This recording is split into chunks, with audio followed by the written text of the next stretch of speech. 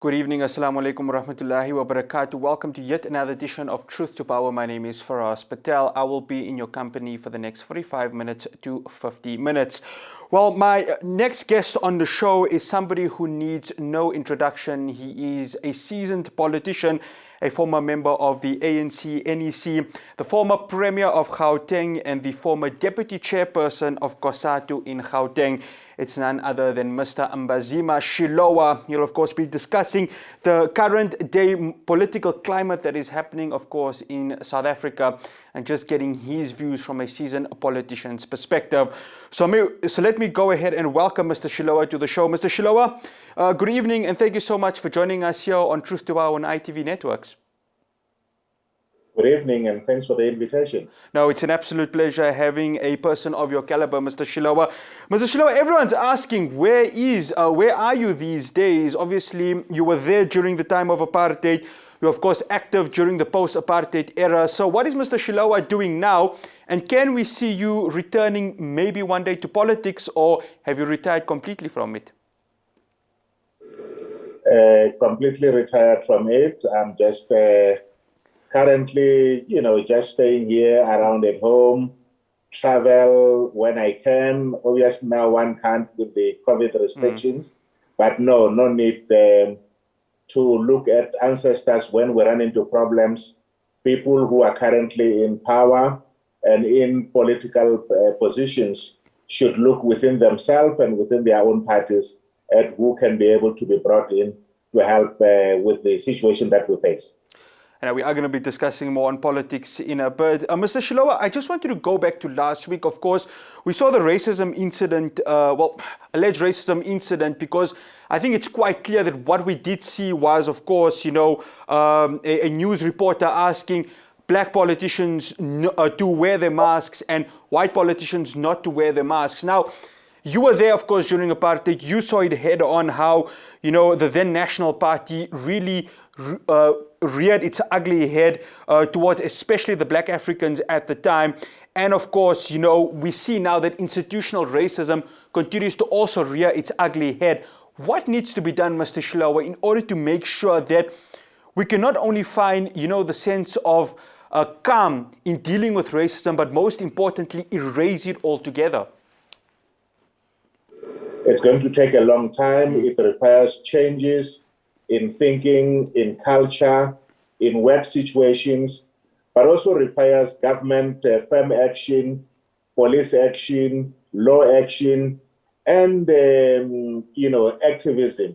For instance, there's no reason why, unless there's a proper apology and something that shows that it's not going to happen again, that most of those parties should be willing to be interviewed with ENCA again.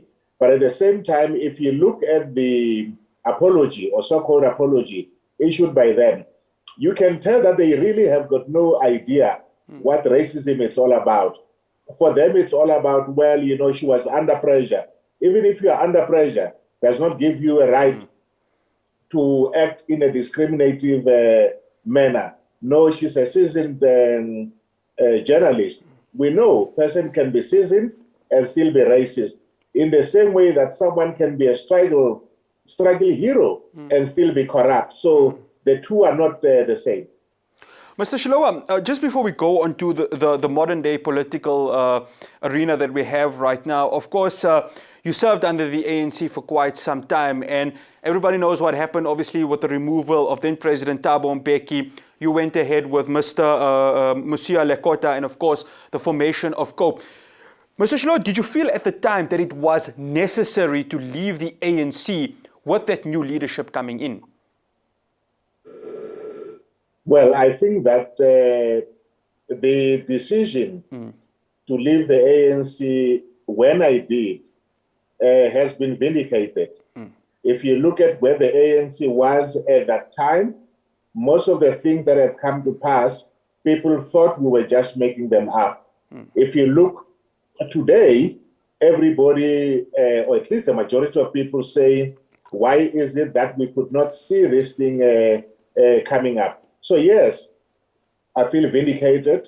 I think it was the right decision. I would do it all over again if I had to. Mr. Shilowa, I want to go to the 1997 ANC elective conference. A few months ago, I had one of your former colleagues and somebody that you know very well, General Bantu Holomisa, and he said at the time when the late Mama Minnie Madikizela Mandela declined a nomination for the deputy president role at that conference, let's just say she goes ahead and puts a name for the deputy president position. Do you think we could be discussing a different political atmosphere at this very moment? It's difficult to tell because, remember, it's not so much that she withdrew her name. Is that one, she was only nominated by a section of the Women's League. And when the nomination came from the floor, it was not carried through. So if it had been carried and then we had had an election, we would be talking about a different situation. Whether it would have been better or worse, I think that we should not prescribe to anybody. We should be looking at the fact that that's really what happened. This is what we ended up with. But even what we ended up with, we would have ended with that in the ANC, there was no need for the ANC to have allowed us to have ended up where we were by allowing former President Jacob Zuma to have been the president, at least for the second term, because they could argue during the first term, they were not aware of the shenanigans. But no one can say in the ANC, truthfully, that they were not aware of what was happening in the country at that time and the allegations swelling around him and his name. Mr. Shilowa, let's go to the modern day politics right now. It's safe to say, and both you and I can agree, that the liberation movement that myself, of course, as a child growing up, seeing it, admiring it, you as a seasoned politician being part of it, that there's turmoil that is happening, and turmoil may be a mild word to use what's going on in the ANC. How did it come to this, Mr. Shilowa? Well, you know, things don't happen one day. It takes time for it to take root. So if you go back, you'll find that the rot started right at the beginning, even when President Mandela was in charge. But because it was minor issues, nobody took, note for it. If you take the Sarafina 2 that involved the then Minister of Health, Nkosazana Dlamini-Zuma, it happened under President Mandela. And when the issues were raised, the person who was raising it was shifted sideways, made a deputy minister later, that's Mantu Shabalalam-Simang. Later, the reason why Bantu Holomisa was expelled from the ANC was not because he had done anything wrong, was simply to point out what is now accepted as in public knowledge, that, someone had given money to politicians in the ANC, and that that money was used at that time, obviously, for those people to buy casino licenses. If action had not been taken at that time, but rather the issues had been followed up, maybe we would be dealing with things differently. But then there was the issue of the arms deal, which even today we don't really know what happened or didn't happen because the investigation was not done then when it was called for, and when it was done, the courts have now set that aside, finding that it was a whitewash. And then, of course, once the President Zuma was in power, I think the floodgates were simply open. But we must not make the mistake to think that the corruption and the state of affairs that we see in the ANC or the ANC itself being looked upon as a crime syndicate happened only under Jacob Zuma. Mr. Shilowa, you speak about, obviously, the expulsion and the eventual departure of General Holomisa. And when I had him here, he made a specific point about big business, and then big business starting to wield its influence on the ANC. Just how bad did it become at that time that you could get, for example, these major conglomerates putting their influence within the ANC and ultimately deciding what goes on, not just with regards to, the memorandum of the ANC or decision-making within the ANC, but also with regards to tenders and how business can be done within the country? I don't know with regard to tenders, but let me say this. The world over, business wields a lot of power and influence. And I mean everywhere in the world. Russia may deny it because some of the businesses may be state-owned, but they still wield a lot of power. The same in China. So the issue is not whether or not business wields power, is whether or not government and the ruling party act in the best interest of the country, even as they take on board issues that are being raised by businesses. So even when I was there, I mean, if you look at the issue of the economic policy that was adopted in 1996, both Mandela and President Mbeki and the ANC itself have accepted that that position was never tabled in any NEC structure. It was discussed in government, tabled in parliament, and then it was said this is government policy, this is ANC policy. The ANC only adopted that position in the 1997 Congress in Mafeking. Secondly, if you look at issues of labor laws, there've always been contestation in terms of those issues. So for me, it's not so much whether business is or was involved, it's whether or not it should be allowed to wield the kind of power that it did on some issues. There are some areas in which they did not get things their own way. There are others where they are going their own way. But I think the issue that we're dealing with at the moment is that you could have private individuals sitting down, drafting the list for people who could be in the cabinet, calling those people, giving them names of advisors, and or deciding who should be getting tenders. That then becomes, an even bigger problem than anything that may be happening anywhere in the world. Not that excuses it. I'm in conversation with Mr. Mbhazima Shilowa. Stay tuned after the break. I will be continuing this discussion.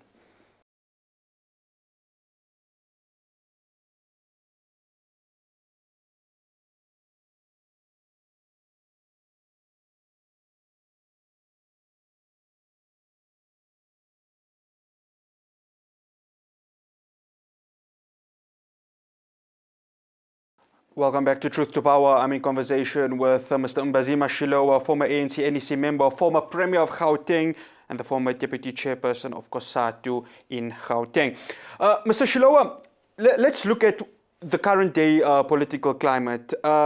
President Cyril Ramaphosa wins the ANC elective conference in 2017, and one of his, his promises is that he is going to be the crusader of corruption, or so he painted himself to be that person. He's come in, one of his aims, of course, try and eradicate unemployment, try and get things stable. Has he done that so far?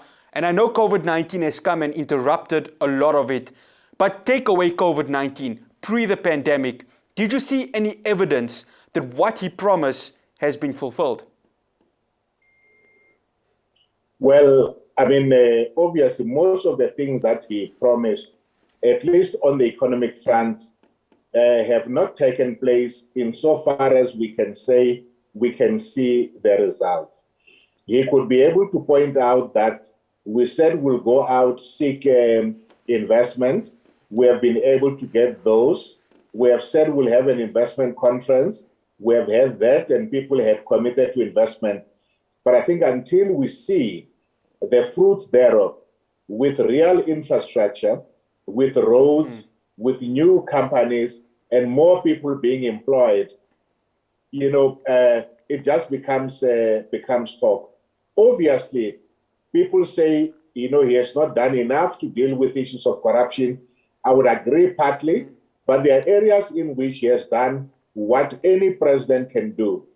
Remember, he cannot go out to arrest people, nor go out to prosecute. What he can do is to ensure that he puts people that have the will to do the investigation, to prosecute in those. And I think one can say that in a number of areas, both in the police and in the NPA, he has been able to do that. Obviously, the law takes its own course. We will see then what really happens. Where I think we have come unstuck is that where people have been found, at least to have been involved in some of this corruption, whether it's the PPP scandal and others, he has been very slow to act or not acted at all. But also that he has in his own cabinet some of the people who are being said to have been involved. It's really that makes people think that, well, he's indicating right and then going left.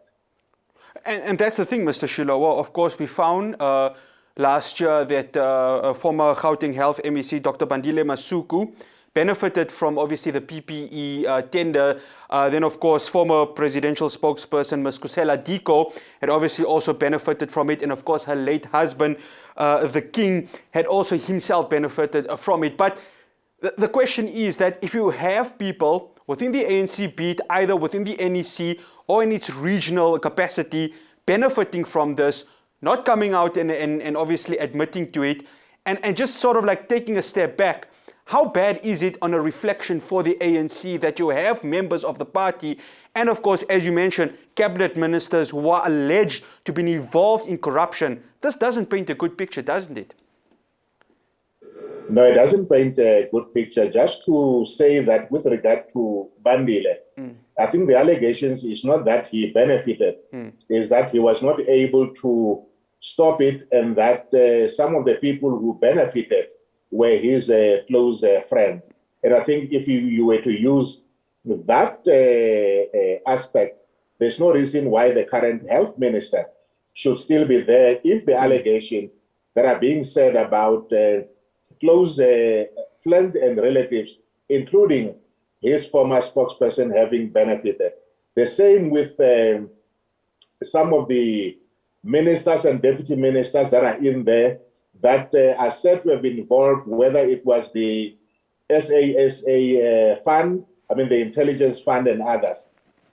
But of course, politics, sometimes people say one thing to the country and then another, he has to think about his own position in the ANC. But my view is that to safeguard his own position, both in the country and in the ANC, he has to act at all times so that even those people who may not have voted for him, who may have thought that he was weak, who may have thought that he's not going to take the country forward, are able to say, we made a mistake. If he doesn't move, even those who gave him the benefit of the doubt are then going to say it was a wasted vote, whether it was in the ANC or in the country.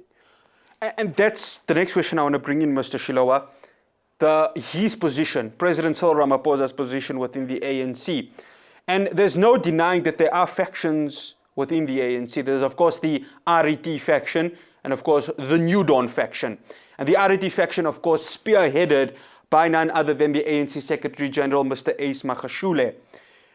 The elective conference is going to be, of course, in 2022. We, of course, have the local government elections coming this year. But looking at that eye on that 2022 elective conference, how much danger is President Cyril Ramaphosa in with regards to that? Because there have been murmurings, there have been the rumors, and there's a strong, when you look at the support for the likes of Mr. Ace Magashule, it is there for all to see.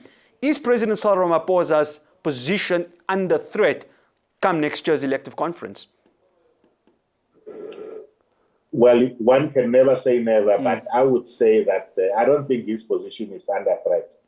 I think we tend to be swept by noise the fact that there are few people that really go out to demonstrate when Ace Magashule appears in Parliament, in court, the fact that there are few people in Gauteng, in KwaZulu-Natal, that call themselves the RET faction of the ANC, but you can look. There are not more than 100 whenever you have been looked at any meetings. I wouldn't say that signifies that they've got any support. I think for me, the fact that he has been able to carry the NEC when the decision had to be taken about we must be strong when it comes to issues of corruption, that we must be strong in terms of issues of step aside, leave alone that they've not been able to move forward and implement it. Because if ever there was going to be any pushback, it would be on the implementation of those kind of resolution. So no, I think it's just a lot of hot air. If he can move forward and act decisively, both in government and in the state to deal with issues of corruption, I think his position is secure. But Mr. Shilowa, the decisive action, and I think that's what the country wants decisive action to be taken. But do you feel that, and I won't use the word blackmail because I think that's a bit of a strong word, but do you think that when you look at the top six, there are two members who are still, fully in support of former President Jacob Zuma, and that's of course Ms. Jessie Duarte and Mr. Ace Magashule. When you look at them, they still occupy, two very potent positions within the ANC top six. So when looking at the resolutions that were taken in the 2017 Nasrec conference, of course, the one being step aside, if those are not able to be implemented, that just does it in any way show a sense of weakness with regards to President Cyril Ramaphosa? No, it can't reflect on President Ramaphosa. It has to reflect on the ANC as a whole. And also, that is just one resolution that has not been implemented. There are many other resolutions that the ANC NEC is not implementing for a myriad of reasons. And I think to be fair, it's important that they say, look, we have taken these resolutions. They were made by the delegates. We are going to implement those. So, for instance, some of the people who say Ramaphosa must be decisive when it comes to Ace Magashule, even though that cannot be his own decision, but that of the NEC, would be the same people who would say, no, Mr. Ramaphosa must put brakes when it comes to issues of implementation of the resolution on land, the resolution on the state bank, and other resolutions. So we can't pick and choose. We've got to say to the ANC, you went to the Congress, decisions were taken, implement all of those decisions. If we pick and choose, we are choosing sides inside the ANC, and we ourselves become factional.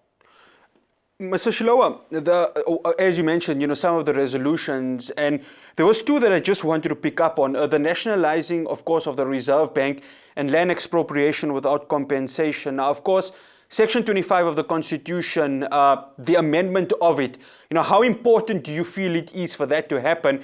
And of course, the nationalizing of the Reserve Bank, how close can you see that becoming a reality?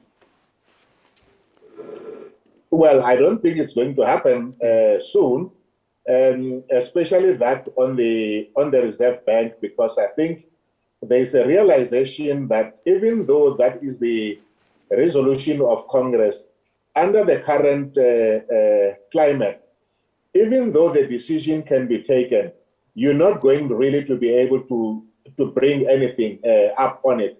You're likely more to pay more money into wherever the people may be that they are going to be paid.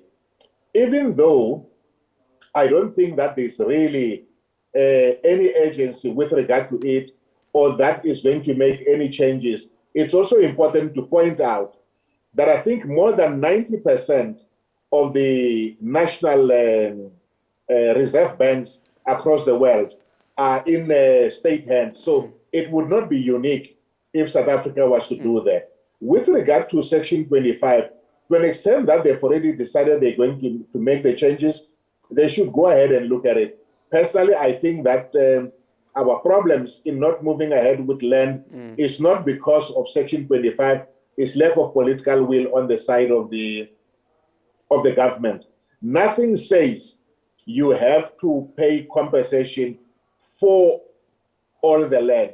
I think it says you can show cause why you should not be paying compensation.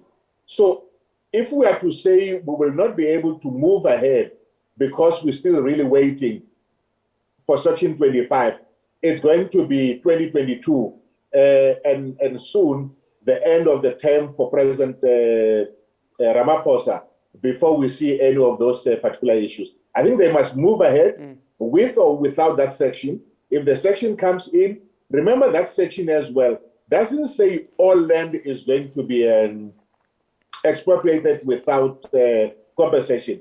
It says there may be instances where that may happen, but the courts will still have to be the arbiter in the sense that you will have to show cause why that land and why you want it expropriated for free. Coming up after the break, my conversation with Mr. Mbhazima Shilowa will continue. Stay tuned.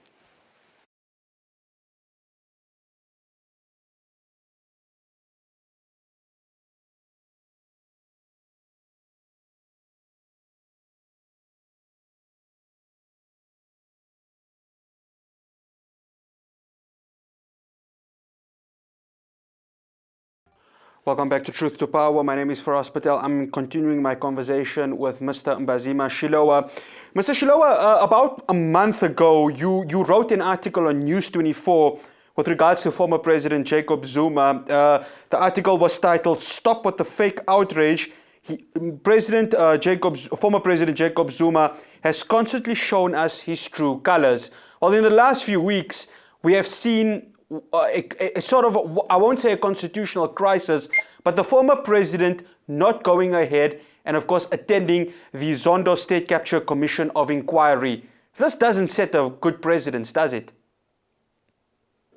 Of course, it doesn't set a good precedent, especially from someone who had sworn twice to uphold the Constitution, both inside Parliament and during his inauguration.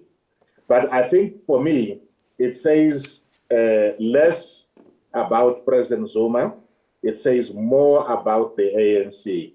That at a time when society was asking the ANC to act against President Zuma, at that time with the landing of the Guptas at the Waterkloof, later, when Minister Mbalula made his revelation in the NEC that he had heard from Atul that he was going to be a minister, and later with the issues around Des Van Rooyen and all of those issues, and then with the Nkanda debacle, the ANC took a view, he's one of us, nobody is going to tell us what to do about him. And now, this time, when he's showing the Constitutional Court, the Commission, they have to be able to say, do they agree? Don't they agree? In the end, it's going to be between him and the law enforcement officers. On the other hand, if he's an ANC member in good standing, the ANC must decide what would it do if it was an ordinary member of the ANC acting that way. I've got no doubt that such a person would have been disciplined, would have been expelled, would have been forced to go to the commission, and they must be able to take the same position. I know that people will say there are many people who support President Zuma. Again, the point that I've made earlier stands. There have not been masses marching around the country saying that, no, he mustn't go to the commission. I always say to people, social media, Twitter, Facebook is not the country. Few people marching in a camouflage uniform is not the country. The country stands for rule of law, and that's really what must be implemented. And that's a good point that you bring up, Mr. Shilowa, rule of law. And that's what South Africa, is meant to be built on. When you look at the arm of the state, and the judiciary plays such an important arm of the state. But if you have a former president that is basically mocking the judiciary, this is not good. And it just shows that if he can do it, then this can set an example for the rest of the citizens to go ahead and mock that very same judiciary. Well, we will know what happens once the matter itself is in court, because I understand that insofar as the contempt is not just about the Zondo Commission, but also that he did not honor the decision made by the Constitutional Court, that matter is going to be heard pretty soon. And again, he must decide, is he going to go to the Constitutional Court, explain himself, for them to decide what the way forward is, or does he think that issuing statement through his foundation is how you deal with it?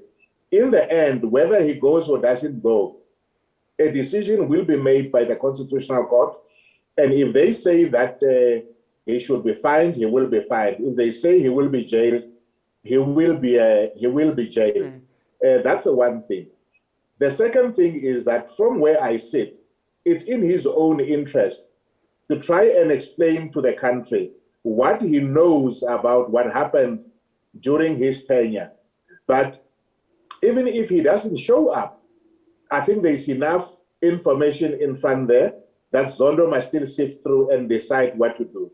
But again, the point I was making is not only President Zuma who has a case to answer.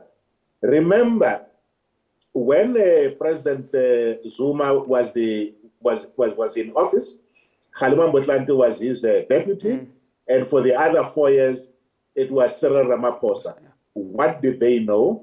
What did they do? What can they tell us? Is something that we need to be able to hear from them.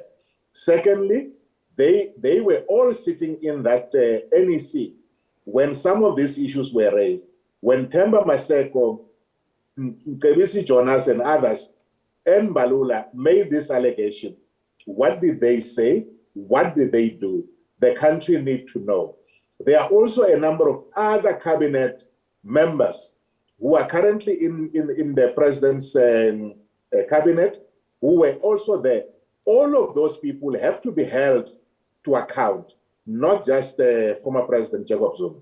But do you see it happening, Mr. Shilowa? Because it kind of seems as if, none of them really want to come out and speak because, there's this fear, and of course it's not just a conspiracy, there's this real fear that if they speak, the term small nyanyana skeletons could be revealed of other ministers, courtesy of former President Zuma. Well, if you have got nothing to hide, you're willing to speak. If you can't speak because you're worried about small nyanyana skeletons, it simply says, even as you say you are against corruption, you yourself may be corrupt. Mr. Shilowa, I want to talk about the Tea Party. Of course, we saw EFF leader Julius Malema going to visit former President Zuma in Nkandla. I know obviously I was following you on Twitter, and of course, there was a lot of humor with regards to it. But taking away just that humor, there's talks about the ANC top 6 wanting to go to Nkandla to speak to former President Zuma, asking him just to adhere to the Constitution and, of course, cooperate with Judge Zondo. Then, of course, comes another article saying that President Cyril Ramaphosa will not bend to the will of President Zuma and asking him to come to Luthuli House. Surely this has to be a good precedent set in order to make sure that they will not bend to the will of one individual, but bend to the will of the organization. Does Muhammad go to the mountain, or does the mountain go to exactly to Muhammad? Is the question. So I think it really has got very little to do with that. It is former President Zuma. If they wanted to have a discussion with Kgalema Motlanthe or with Thabo Mbeki, they're not going to go to his house. They're going to ask him to come to Luthuli House. When the ANC NEC wanted to have a discussion with former President Mandela on the issues of HIV and AIDS, they did not send the top 6 to go and meet him at his Houghton House. They asked him to come to the ANC. So it's not just precedent. It's just something that has to be done. For me, obviously, in the end, he may decide, I don't want to meet with you people. That is his own decision. He may decide, I want to meet with some of you, I don't want to meet with all of you. That's his own decision. But in the end, the ANC must be able to tell us, is it President Zuma who is still in charge, or is it the current NEC that is in charge? Mr. Mbhazima Shilowa, we will be wrapping up our conversation after the break. Stay tuned.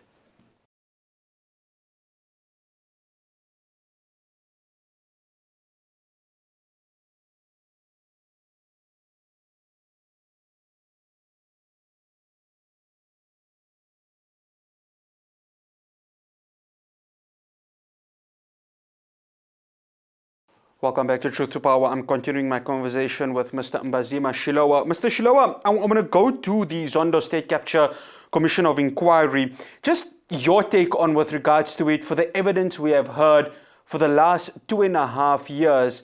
Do you feel that this commission is something that can push South Africa forward in dealing with corruption and, of course, most importantly, the accountability of people who benefited from state resources? You know, until the report was released on the info scandal, there were many white people and members of the cabinet who were in denial of what was happening. But once that information came out, we saw that Mr. Foster's position became untenable. Mulder's position became untenable. And the same with Eshel Rudy. I know that not everything is going to come out from this commission. In any case, it was never going to bring about everything. It was not an all-encompassing commission on corruption. It was an investigation arising out of the report of the former public protector relating to some of the allegations that had been made around the Guptas, around President Zuma, around his family, and some of the ministers. So to an extent, some of those things have come out in the open. It would be a pity if President Zuma does not go to the commission, because we'll never be able to hear that side. I do think, though, that the commission did waste some time, you know, going and dealing with things in the periphery, looking at issues of sin setting, having people come to explain what the state capture is. I think they should have been able to have gone ahead and say, look, these are the issues. You were supposed, as President Zuma, to have gone to Lima Donsela to explain yourself. You didn't. How do you explain yourself? Do the same with President Ramaphosa. Do the same with President Motlanthe, and go through most of the members who were there at the NEC and or members of the cabinet, and then look at chairpersons and CEOs of state-owned enterprises. I think in that way we would have been able to cover more ground than we have at the moment. Mr. Shilowa, on the topic of state-owned enterprises, and obviously we've seen what's happening in the State Capture Commission of Inquiry. We've seen how depleted these state-owned enterprises have become. Looking forward, what needs to be done to get them back and get them profitable? Eskom, of course, load shedding continues to, rear its ugly head. And when the country doesn't have power, the economy is not able to go ahead and function.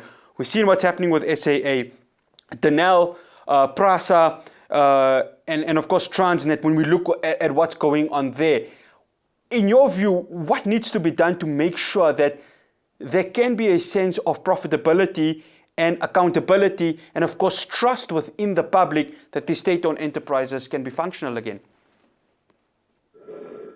Well, it really depends what the government seeks to do with these state-owned enterprises.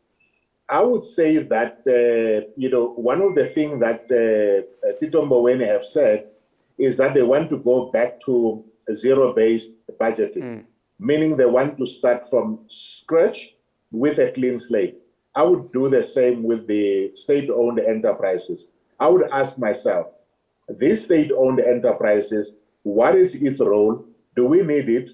If we need it for, say, social good, do we need it to be able to make a profit? You may decide, no, this one is a public good. It's not there for profit. We're going to fund it. This one is there for profit making.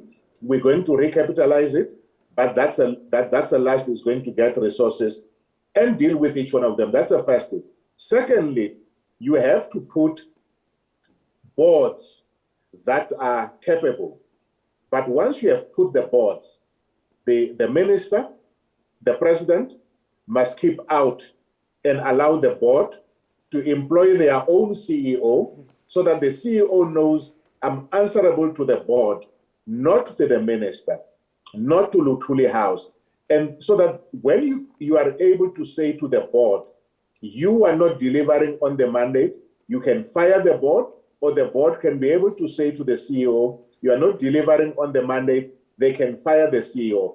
At the moment, everybody blames everyone. And for me, you're not going to do anything with regard to changing the CEOs, its culture, unless you make those changes. Similarly, if all you're looking for is not the best to run the state-owned enterprises, but you're looking for a comrade that you now have to be able to accommodate because he or she has lost their position in a municipality, in a legislature, we're not going to get anywhere. Mr. Shilowa, coalitions, this has been a talk for many, many years. And of course, you still have, the ANC, and of course, we're waiting for their manifesto. So to the DA, and of course, the player that has been really making a huge noise in the political scene, and that's none other than the economic freedom fighters. Taking all the constituencies, you've got local government elections coming at the end of the year.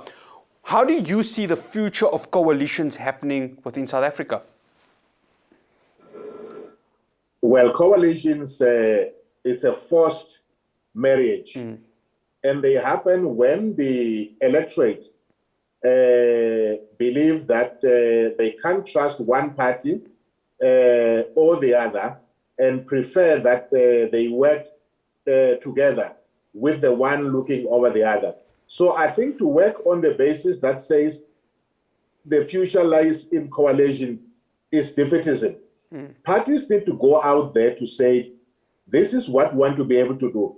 And here I'm talking EFF, ANC, and the DA. The rest we know, they just want to get a seat or two, and in some areas to become a kingmaker. But with these three, they've got to go all out. And the way to go out is to be able to say, not on a general level, to say in this metro, these are the problems. If we were to be elected, re-elected, this is what we're going to do. And if you are already in government, to explain why is it that you were not able to do anything over the period that we have been in, and for the people to be able to decide. And the issue of coalitions or not should only arise once the outcome is there. And again, it must not be coalitions simply because people want to have access to the public purse. It must be because you are able to sign an agreement, put it forward to the people. You know, when that coalition in the UK between the Social Democrats and the Conservative happened, in the first one, nothing was said. It was simply said we're in coalition. And the electorate punished them until they said what is important if you're going to be in coalition, you must publish what is the program of this coalition so that we're able to know how are we going to hold all of you. You don't want to be able to say, well, we can't hold the DA because they were in coalition, there was the EFF, there was the IFP, and now the ANC saying, well, you know, we are not on our own. We want to know, when the DA came in with that coalition, they should have been able to publish. Now, we know this is what our respective manifestos were all about, but now this is what our program of action is going to be. This is why you're going to be able to hold us into account. Same as once the DA was ousted. So Shilowa, just to wrap up the conversation, the country, of course, moving back to level 1, the vaccine rollout or the vaccine plan is set to take place. Of course, we have the health workers that have been vaccinated and, of course, some of the elderly in our country. Mr. Shilowa, putting your seasoned political cap on, what do you want to see happening in the short term in South Africa with regards to the economy, with regards to the vaccine rollout, and ultimately, seeing some sort of progress happening within our nation? I think it's important that we continue with the rollout, that we are able to say to people, this is a rollout, or we are able to say to them, this is a trial, and if it's a trial, when and how do we move next to the full rollout, and to be able to ensure that it's done by the end of this year, that we vaccinate as many people as we can before the next wave, which is likely to come in winter. It's not inevitable. It's also going to depend on what we do as individuals, continuing with issues of social distancing, staying away from crowds, masking, sanitizing, all of those things. Secondly, it's important that labor, business, and government move beyond just a discussion on where and how they can tinker. To be able to say, as business, if Tito Mbeweni says, I'm giving you a tax break, where are you going to invest that money which would otherwise have been paid in as a tax? If as workers, we agree this is what we're going to do to employ more people, not so much that you need a wage freeze, but how are we able to link wages, say, to productivity, so that we then say there will be gain sharing if we are able to make more monies in companies. And for the state to be able to say, what is it that we're going to do to ensure that we deal with issues of corruption? Because some people are right when they say our problem in South Africa is not money, is that money gets stolen.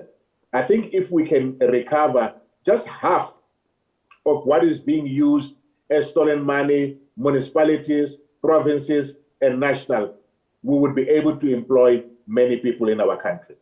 Mr. Shilowa, I wish we had more than 1 hour to discuss so many other topics, but that's all the time we have. I'd like to thank you so much for joining us here on Truth to Power on ITV Networks.